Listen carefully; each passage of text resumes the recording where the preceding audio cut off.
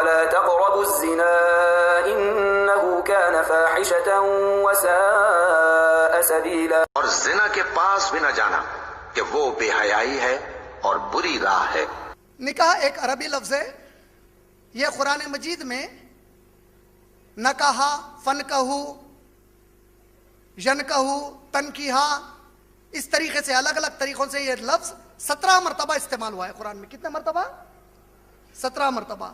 سورہ بقرہ سورہ نمبر 2 آیت نمبر 221، سورہ بقرہ سورہ نمبر 2 آیت نمبر 230، سورہ بقرہ سورہ نمبر 2 آیت نمبر 232، سورہ بقرہ سورہ نمبر 2 آیت نمبر 235، سورہ بقرہ سورہ نمبر 2 آیت نمبر 237، سورہ نساء سورہ نمبر 4 آیت نمبر 3، سورہ نساء سورہ نمبر 4 آیت نمبر 6، سورہ نساء سورہ نمبر 4 آیت نمبر 22، سورہ نساء سورہ نمبر 4 آیت نمبر 25، سورہ نساء سورہ نمبر 4 آیت نمبر 127، سورہ نور سورہ نمبر 24 آیت نمبر 3، سورہ نور سورہ نمبر 24 آیت نمبر 32، سورہ نور سورہ نمبر 24 آیت نمبر 33، سورہ نور سورہ نمبر 24 آیت نمبر 60، سورہ احزاب سورہ نمبر 33 آیت نمبر 49، سورہ احزاب سورہ نمبر 33 آیت نمبر 50، سورہ قصص سورہ نمبر 28 آیت نمبر 27. ان پورے مقامات پر نکاح کا لفظ قرآن میں استعمال ہوا ہے.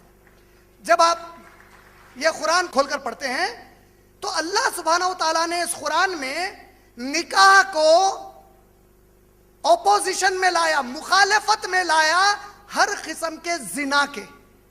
زنا وہ عمل جس میں کوئی بھی لڑکا یا لڑکی ایک دوسرے سے ملتے ہیں اس طریقے سے جس طریقے سے شوہر اور بیوی ملتے ہیں شادی شدہ، اس کو زنا کہتے ہیں.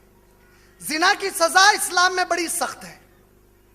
اللہ کے نبی کریم صلی اللہ علیہ وسلم نے فرمایا زنا کرنے والا مرد اور زنا کرنے والی عورت کو مجھے خواب میں دکھایا گیا ان کی سزائیں، اور میں نے دیکھا کہ ایک بہت بڑا اوون ہے.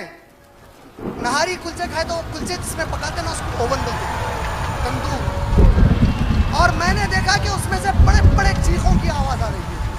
اور پھر میں نے دیکھا کہ آگ جب اوپر کی طرف نکل رہی ہے تو اس میں سے نوجوان بچیاں اور نوجوان بچے اس کے منہ تک آ رہے ہیں.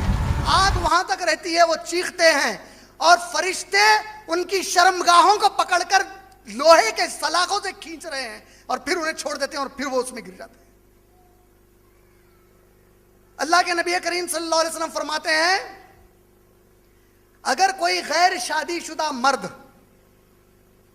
بغیر شادی کے کسی عورت کو ہاتھ لگائے اور میں اس کو بتا دوں یہ کتنا بڑا گناہ ہے تو وہ اپنے سر پر کیلا رکھ کر ہتھوڑی سے مار لے گا، لیکن غیر محرم بچی کو ہاتھ